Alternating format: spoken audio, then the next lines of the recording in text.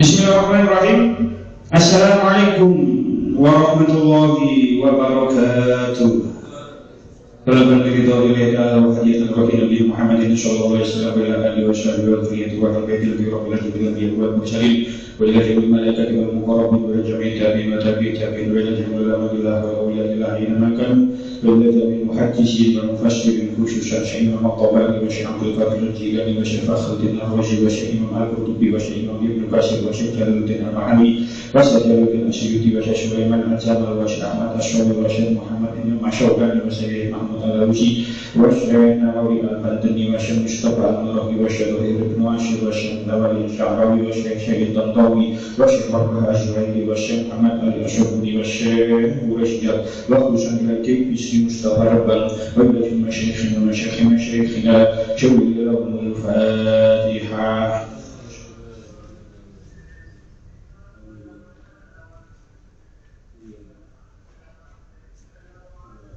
Bismillahirrahmanirrahim. Kita lanjutkan surah Al-Baqarah ayat 218. Qala Allah Ta'ala fil Qur'anil Karim. A'udzu billahi minasy syaithanir rajim. Bismillahirrahmanirrahim. Am hasibtum an tadkhulul jannata wa lamma ya'tikum masalul ladzina khalaw min qablikum massatuhumul zilzalu hatta yaqula ar-rasulu walladzina amanu ma'ahu mata nasrullah ala inna nasrullahi qarib. Am hasibtum ana ta padha nyono sapa sira kabeh antara hulu ing ta padha mlebu sapa sira kabeh al jannata ing swarga walamma ya'tikum ing hale ora tumeka kum ing sira kabeh apa masalul ladzina tepone wong akeh umpamane wong akeh kalau kang wis padha dingin sapa ya si alladzina. Kalau kamu sepodo dingin itu disik yang sudah berlalu.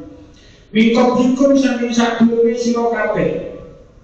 Masad hum ngenani hum ing alladzina apa al-ba'sa'u berbahaya. Jadi insyaallah kontrakan wa dharra'u lan kemaratan. Wa zulzilu dan gonjang kanjinaken sapa si alladzina hatta yakula hingga mengucap sapa ar-rasul utusan Walladzina lan wong-wong amanu kang padha iman sapa sira alladzina ma'ahu ing dalem sertane rasul mata iku kapan nasrullahi utawi pitulungi Allah ala iling inna nasrullahi setuhune pitulungi Gusti Allah iku qaribun panazur kita waos syaripun 214 nalika zaman perang Khandaq umat Islam padha nandhang rekoso warna-warna musime musim adem kebenaran larang pangan akeh wong loro dasar apa serangan saking musuh banget abote sehingga sawane sahabat ana kang ngeluh ana serangan gede-gedenan bae kok kahanan nunjuk nyong kene kanggo nentremaken pengalih para sahabat Allah Ta'ala nurunaken ayat iki kang supasane apa sira kabeh padha duwe penyono yen sira kabeh bakal padha mlebu swarga ing hale sira kabeh durung ngrasakaken percobaan kaya kang dirasakaken dening wong-wong mukmin zaman kuno. Wong-wong mukmin zaman kuno padha nandhang kefakiran kang banget, padha penyakitan, padha nandhang poyang palingan jalaran macem-maceme percobaan lan penderitaan. Sehingga utusane Allah Ta'ala lan para wong-wong mukmin padha ngersula lan sambat kapan tumekane pitulungi Allah Ta'ala iki. Banjur ana jawaban saking Allah Ta'ala, ojo khawatir pitulungi Allah Ta'ala iku wis parut ambihun pengiling. Semono umat Islam iki waktu kang padha nandhang kesengsaraan kang werna-werna cobaan kang macem-macem.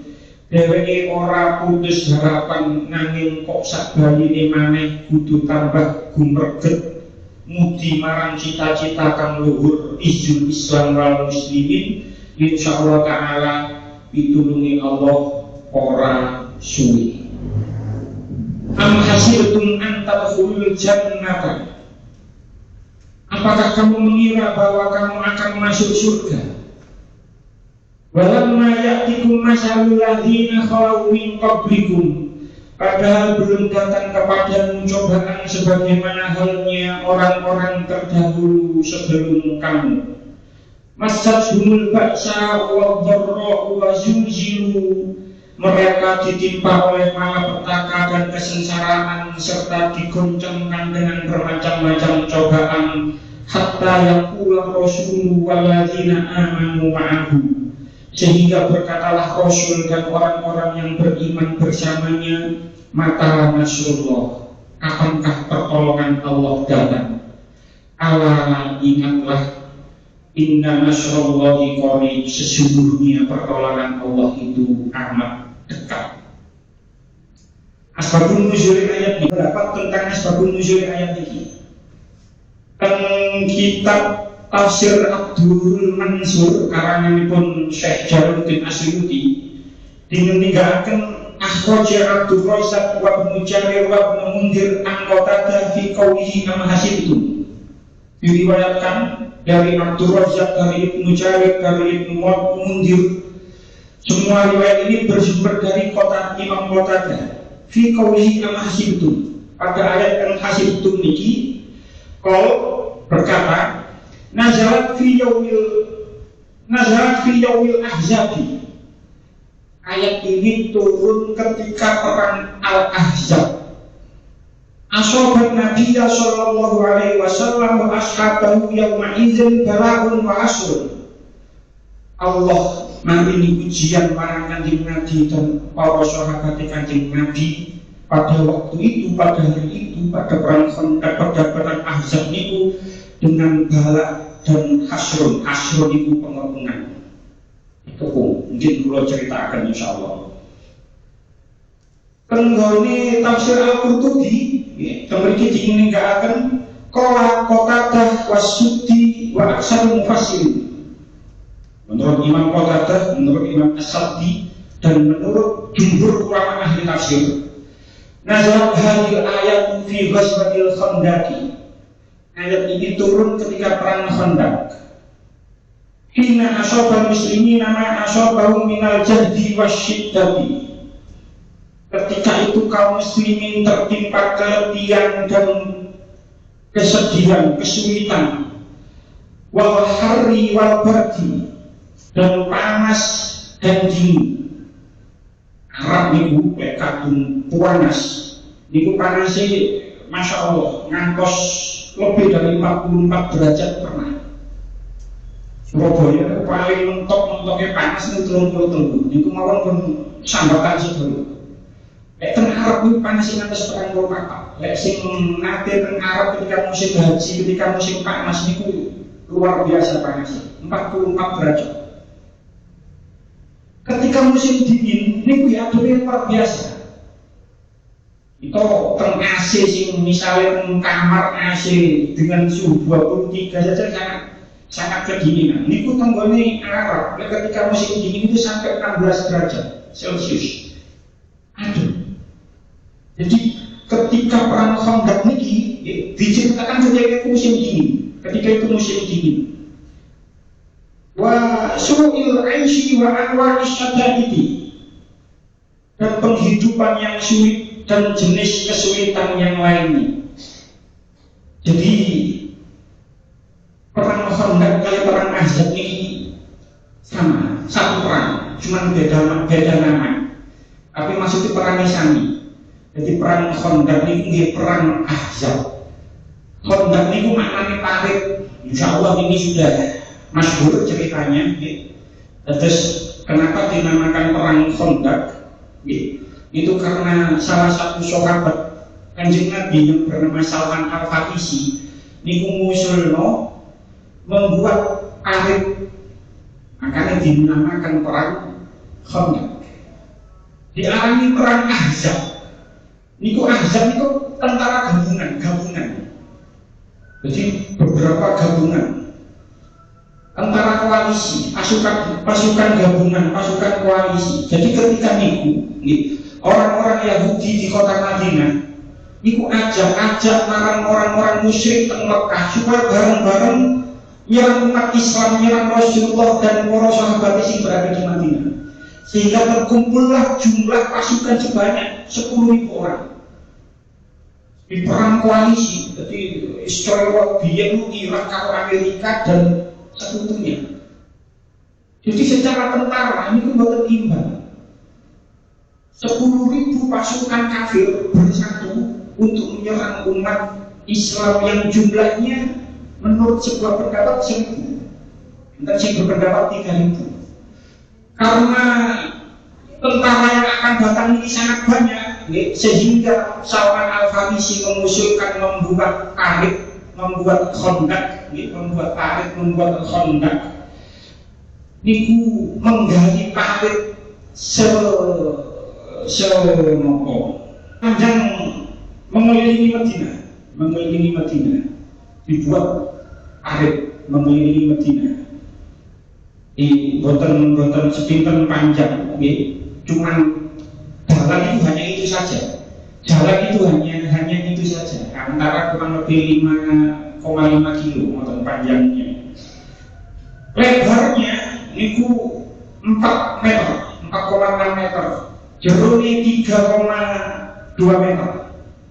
Jadi karena penghuni Madinah ini menggali ini bukan sebuah pekerjaan yang mudah, boten gampang.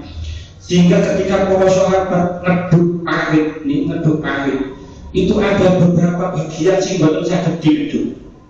Sehingga tampaklah mukjizat Rasulullah. Ketika enten sahabat sing ngeduk parit niku mangkok atos, niku enten sahabat sing lapor marang Kanjeng Nabi niki boten saged dieduk. Karena Kanjeng Nabi mungkin Nabi, Rasul, terus beliau yang punya mukjizat, sehingga tanah sing boten saged dikedhuk niku wau Kanjeng Nabi mudhun mandhap beto kajul sadèrèngé majul muni bismillah terus lajeng tanah niku mangsa digeruduk. Arab ini penuh dengan bebatuan, kayak ono tanah kita musim kemarau saja ngeduk kuburan, niku angel luar biasa. Niki ngeduk parit sedalam niku dan selebar niku. Jika tampaklah mukjizat Rasul ketika perang Khandaq, ketika Kanjeng Nabi ngeduk tanah sing boten saged digeduk karo para sahabat.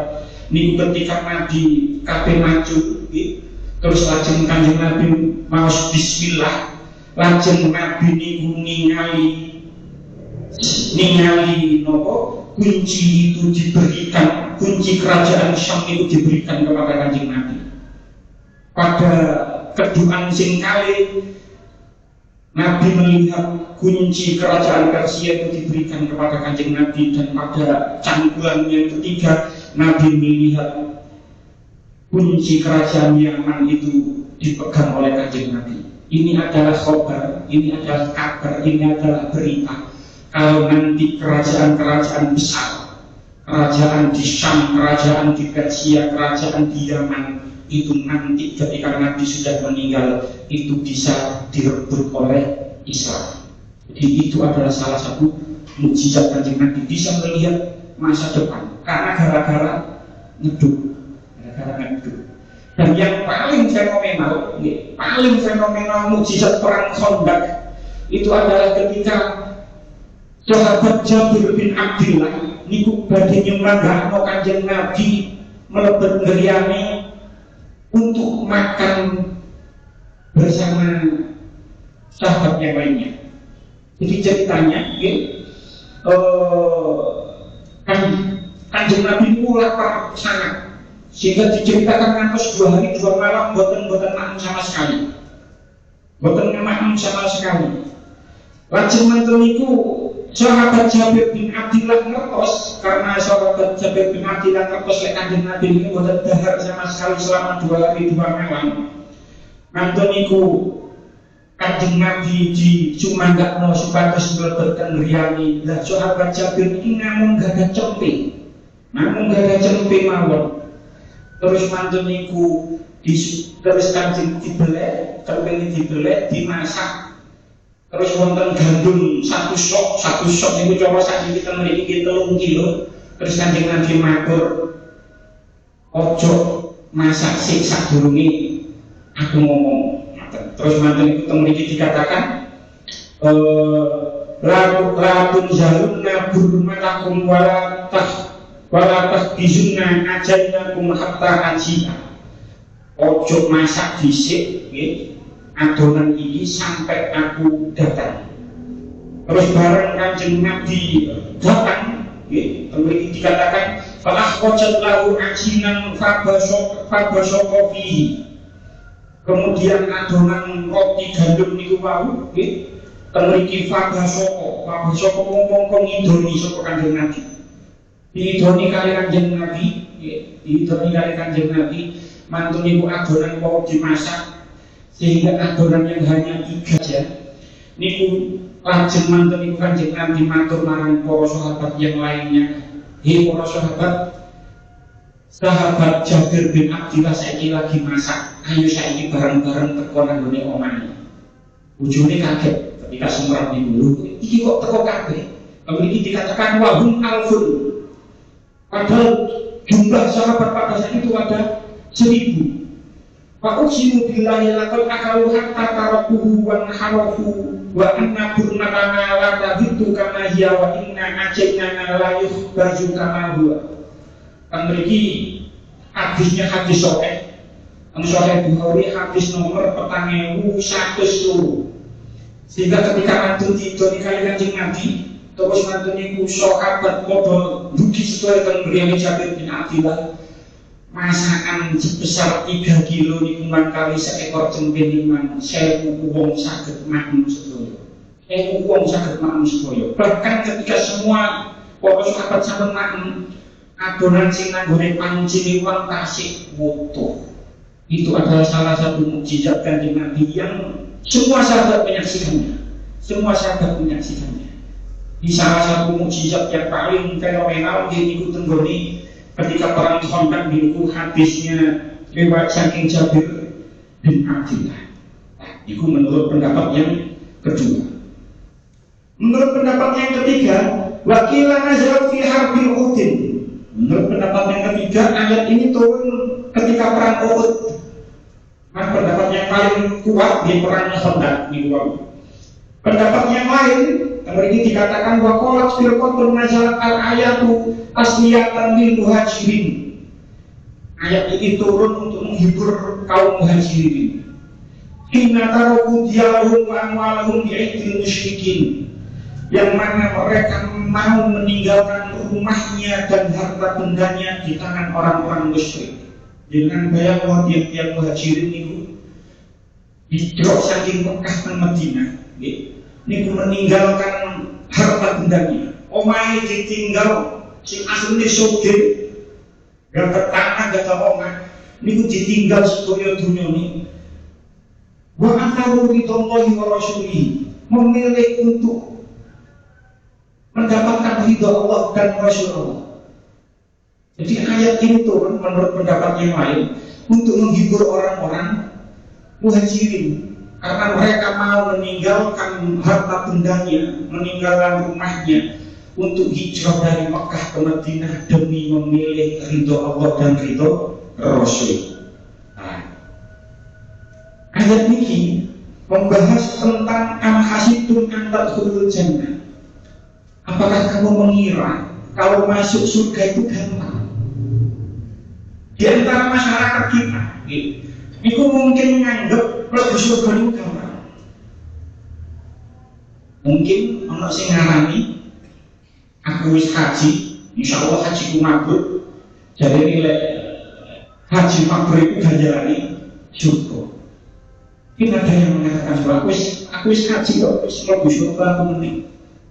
Mungkin ada yang beranggapan aku wis tahu sholat arba'in nang Madinah. Aku nang Madinah 8 dina kunjul, gak tahu celotan sembahyang jamaah nang Masjid Nabawi. Sampai-sampai aku sholat nang Masjid Nabawi itu 40 waktu lebih, bahkan 41, 42. Sehingga kayak wis aku arba'in wis gak bakal mlebu neraka. Mungkin ada yang menganggap seperti itu. Oh mungkin maneh wis hafal Asmaul Husna. Jadi pun apal Asmaul Husna bakal mlebu surga. Semua amal yang mana amal niku mang ringan, amal itu kan kategori ringan. Terus kok ganjaran niku gede, itu patut diduga kesolehannya. Bisa jadi ini nggak soleh, atau bisa jadi maksudnya kanjeng Nabi gak kayak ngono. Maksudnya kanjeng Nabi gak kayak ngono, maksudnya kanjeng Nabi. Kok sembuhan amalan, kok amalan ini kok enteng, ganjaran ini sok gede, ini kok patut diragukan kesolehannya. Atau mungkin maksud kanjeng Nabi tidak seperti itu, tidak seperti yang kita maksud buat. Jadi am-hasibtum an tadkhulul jannah, apakah kamu mengira bahwa kamu akan masuk surga? Apakah kamu mengira, kalau kamu mengira masuk surga itu gampang, berarti kamu salah. Masuk surga itu bukan gampang. Maksudnya ayat 3 ini bukan. Masuk surga itu gak kayak mlebu alun-alun. Yang mau mlebu alun-alun itu siapa saja bisa masuk. Gratis, mlebu alun-alun gratis. Siapa saja bisa masuk. Tidak seperti itu. Jadi masuk surga itu tidak mudah. Makanya dikatakan masuk surga itu mahal. Masuk surga itu mahal. Lanjutannya ayat walamma ya'tikum masalul ladzina khalau min qablikum. Padahal belum datang kepadamu cobaan sebagaimana halnya orang-orang terdahulu sebelum kamu. Sedaya nabi kali umat niku pasti mendapatkan cobaan. Dari Nabi Adam sampai Nabi Muhammad niku sedaya nabi dan umat-umatnya pasti mendapatkan cobaan. Dan yang paling gede mendapatkan cobaan itu Nabi. Itu paling gede di antara Nabi kali umat. Yang paling gede cobaan Nabi. Nabi Nuh niku 100 tahun dakwah. Niku namung angsal tiang sing iman namung 80. Ini menurut pendapat yang paling banyak ini 80. Bahkan ada yang lebih dari niku. Sing ngarani kurang dari niku. enten sing ngarani 70, sing ngarani 20 bahkan. Paling kata pendapat itu Nabi Nuh dakwah sampai 150 tahun. Paling kata pendapat yang mengatakan itu hanya 80 orang yang beriman. Jadi kurang sabar nopo Nabi Nuh itu. Dikengken kalau Gusti Allah damel kapal, niku Nabi Nuh dianggap gila oleh masyarakatnya, oleh umatnya. Sing boten iman. Nabi Nuh iki lapo gawe kapal, bahkan istrinya sendiri boten iman marang Nabi Nuh. Nabi Ibrahim itu kirang sabar mau tuang boten gada yuga, barang gada yuga diperintah ndelek. Berarti ayah mana? Ojo panen nabi. Ayah kita bicara seorang ayah saja. Suwe boten gada anak, barang gada yuga, barang gada anak, kok diperintah kalau Gusti Allah menyembelih anaknya. Tapi Nabi Ibrahim akhirnya bersedia menyembelih anaknya. Tapi walau barang kami dibelek, anak ini pun diganti kali ekor domba. Tapi Nabi Ibrahim belek tenang. Tapi barang kami dibelek, diganti kali domba.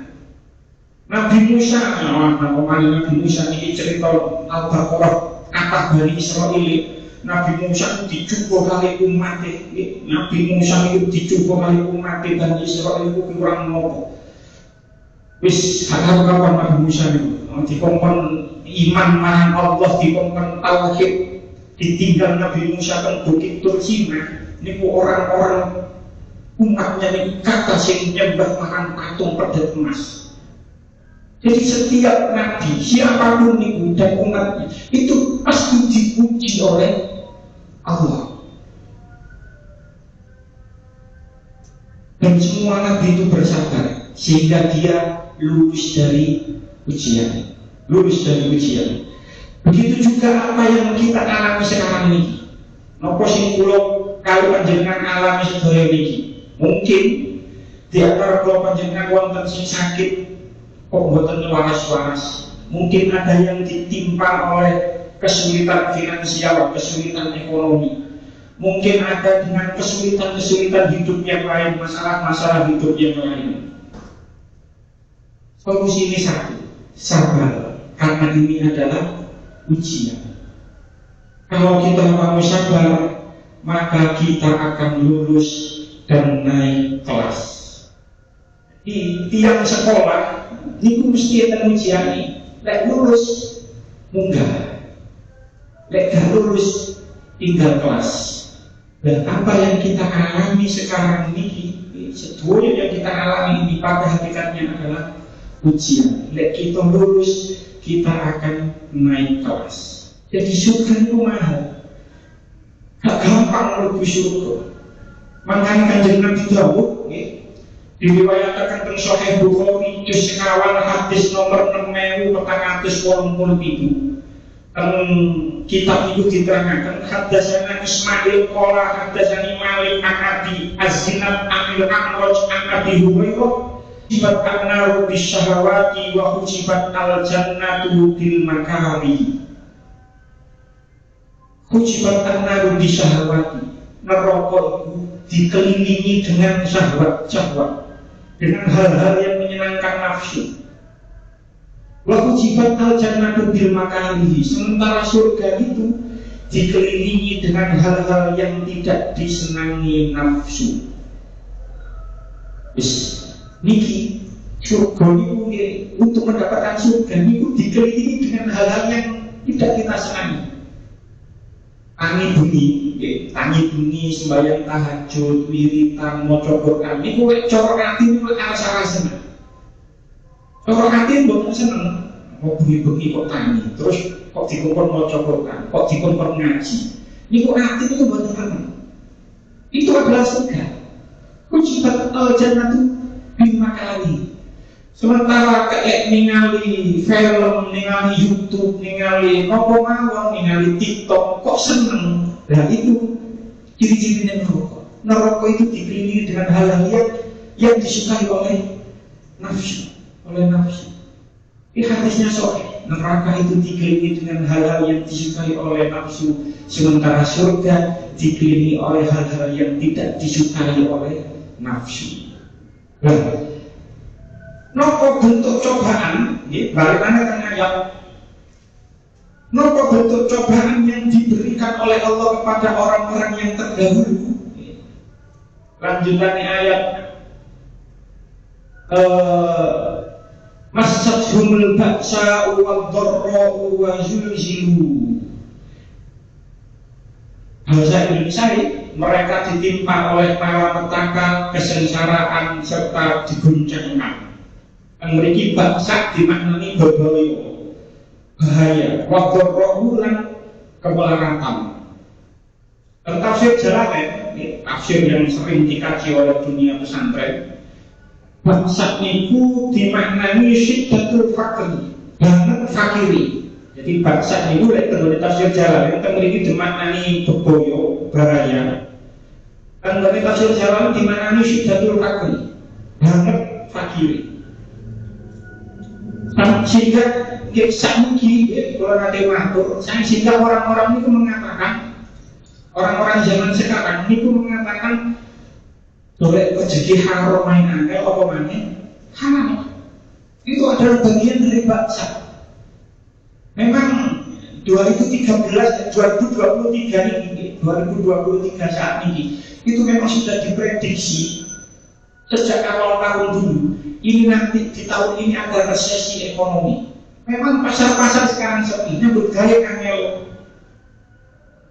Pasar-pasar yang ada sekarang ini sepi, ekonomi melemah. Itu adalah bagian dari baksa. Dengan kata dia Muhammad, itu adalah bagian dari baksa. Wadorroi, dorok temriki dimaknani kemelaratan.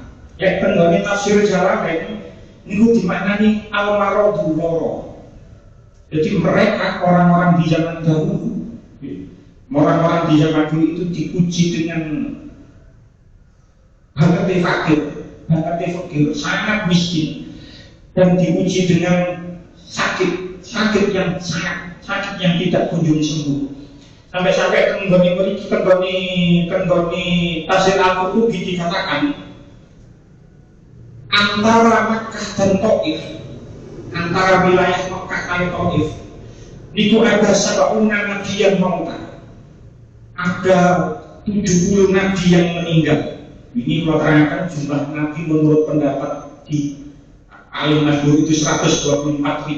Ini 124.000. Menurut tafsir Al-Qurtubi itu ini.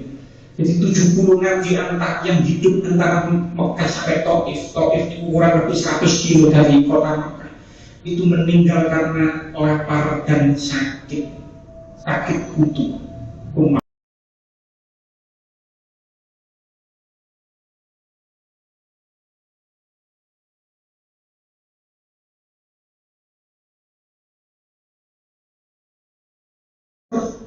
Ojo mana umat nabi dan umat di zaman dulu ini diuji oleh Allah kali Allah. Nah, kadang-kadang kita tuh ngerti lagi rukun iman itu ono 6. Salah satu rukun iman itu adalah iman kepada qada dan qadar. Harusnya kudune iman marang qada dan qadar itu khairihi wa syarrihi. Apike yo eleke. Tapi kadang-kadang di antara kita, kadang-kadang di antara kula kali panjenengan, iku lek api niku gendeng ngakoni iki takdir, lek elek niku kadang-kadang diprotes. Kok ngene sih Allah? Kok sik koyo ngene urip kula niki? Kadang-kadang sik disambati. Padahal takdir Allah koyo ngono. Khairihi wa syarrihi. Apike yo elek. Mungkin Allah di antara kula kali panjenengan oleh dikei takdir karo Allah dengan sesuatu yang tidak kita sukai. Mbok iku melarat, mbok iku gak duwe bojo, mbok iku napa mawon. Iku kadang-kadang ati ora jeneng nrimo. Kok ngene sih urip kula, kok koyo ngene mawon sih. Jadi jangan dikira kok kadang-kadang seperti itu. Padahal apapun bentuknya, baik itu sesuatu yang kita anggap baik atau sesuatu yang kita anggap buruk, pada hakikatnya itu semua adalah ujian dari Allah. Itu semua takdir Allah, dan itu adalah ujian bagi kita semua. Mungkin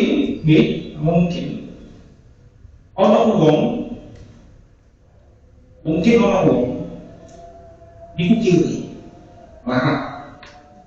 Pas wae melarat niku saged sabar. Barang diparingi Allah sugih akhirnya. Jadi kadang-kadang niku enten tiyang niku diuji dengan sesuatu yang menurut manusia niku elek, itu dia bisa sabar. Diuji kiri gak duwe dunya, niku saged sabar.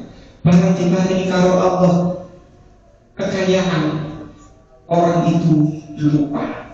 Berarti orang itu saged sabar ketika melarat, tapi orang iso syukur pas wayahe sugih. Tiyang nggih ana wong iku zaman durung tobat, zaman dereng tobat. Zaman tasik durung tau sholat, niku sugihne masyaallah. Barang wis tobat, wis rajin sholat, maka diparingi Gusti Allah kiri. Terus malah ngomong, biyen aku sugih ku nyambut gawe kula, biyen aku gak tau sholat, gak kenal agama, gak tau ngaji, nyambut gawe ku wancang. Barang kok sregep sholat, sregep jamaah, sregep ngaji, kok malah nyambut gawe ku gak karu-karuan ngene, gak pangkel golek duit ngene. Wis aku gak sholat maneh bisa wis gak sholat maneh ngono. Itu adalah bentuk ujian. Salah, itu bentuk ujian.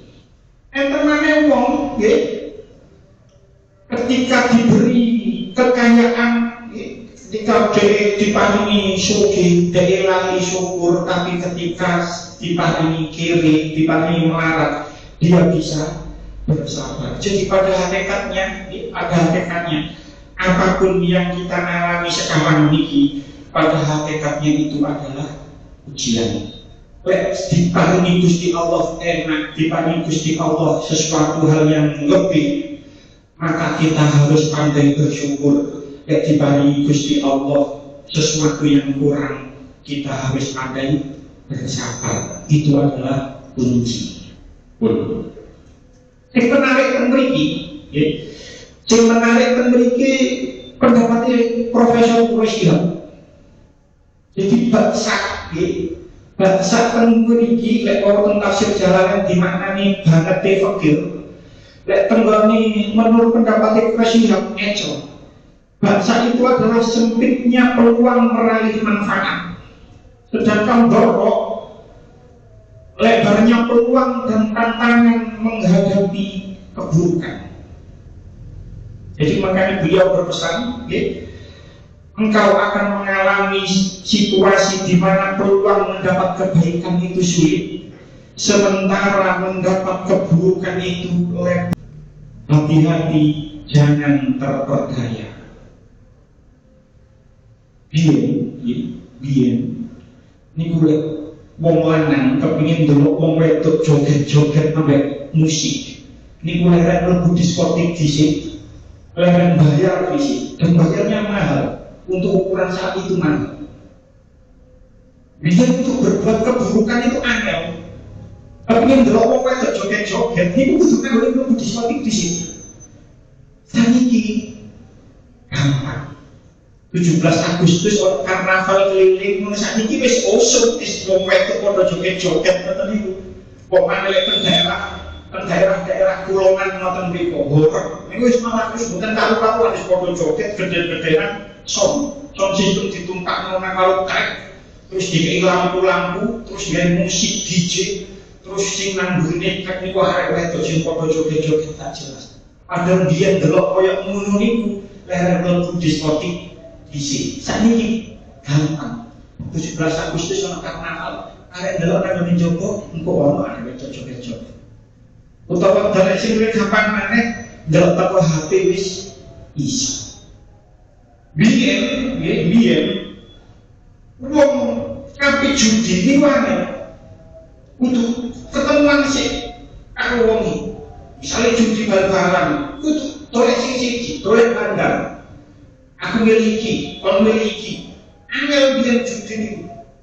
Zaman sakniki untuk melakukan keburukan itu sangat mudah. Judi online sudah bisa. Nganggone HP, muter domino, muter slot, wis dadi judi. Padahal dulu untuk berjudi itu susah. Dan sakniki untuk berbuat keburukan itu sangat gampang. Wazul zilu,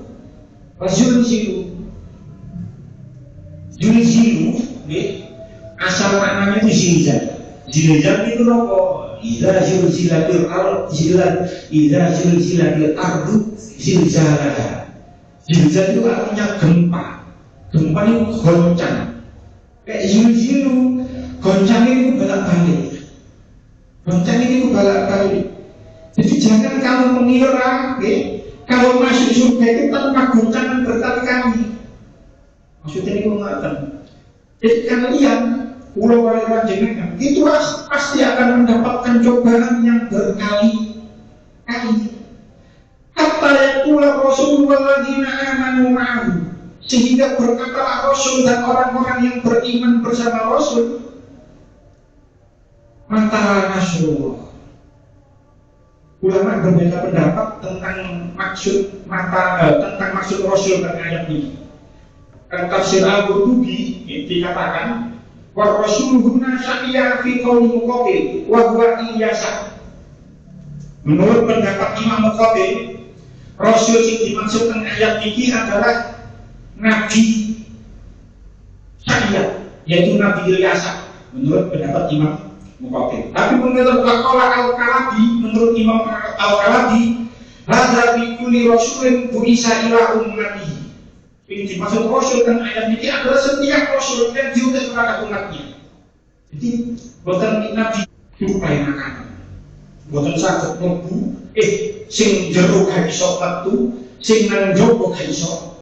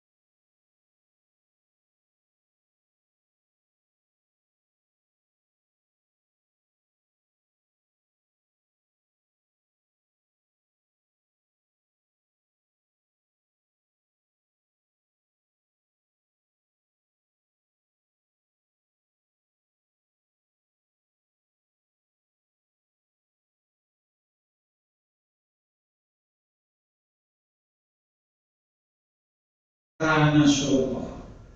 Akankah pertolongan Allah ini kadang-kadang Allah boten ngabulno doa hambanya. Itu bukan karena Allah benci terhadap hamba itu, tidak. Tapi kadang-kadang karena Allah itu seneng karo swarane hambane sing juma terus. Ini jero nih. Kadang-kadang seperti ini jero nih. Kadang-kadang Allah niku boten ngijabahi doane hamba niku karena bisa tidak mana kalau Gusti Allah. Bisa sembahyang mana kalau dungo mana. Niku berarti wong niku termasuk wong sing gak bener. Jadi Allah memang mengabulkan kadang-kadang niku mengabulkan doa hambanya. Niku karena Allah tidak suka. Cepat dikabulno dan kali dan ngintri. Misalnya malam jenengan misalnya malam ono pengamen ala kadarnya, tak bawa kita, tak bawa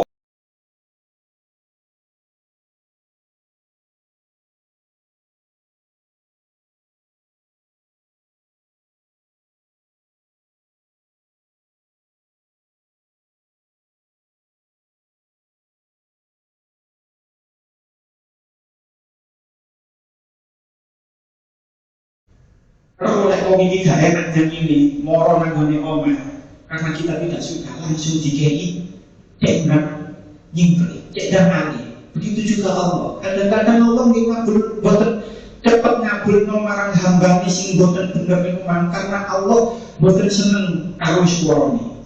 Tapi di sisi yang lain kadang-kadang Allah niku boten ngabulno karena Allah niku senang marang hambanya yang selalu meminta, dan Allah ingin mendengar suara hamba itu.